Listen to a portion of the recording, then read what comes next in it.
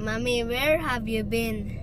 I've been in the car wash. I've been looking for a car wash so I could wash the car myself, no?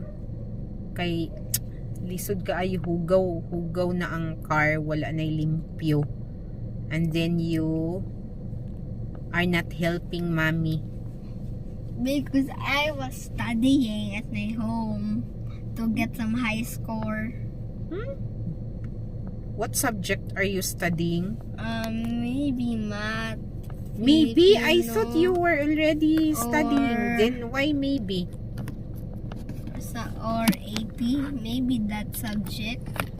So you are not sure. Yeah. You are not sure what subject are you studying. Yeah. My God.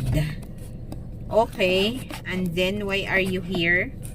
I just want to go to your car because your car is so cold. Oh, it's not really that cold. But I like Konting your car. eleksyon! Bukson ta ninyo! Okay. And where is your friend? He's already at the house. What his own What house? In his house. Okay. Are you done eating your dinner? Yep. And why are you still here outside? Supposedly you are already asleep, right? But I just want to have some fun outside. You want to have fun outside and yet you still have your school tomorrow. But it's just for a little bit.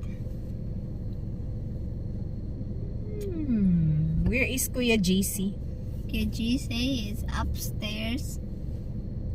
And then why are you not playing with Kuya JC instead? Because Why we are don't you disturbing your mommy? Because my brother will not play Minecraft.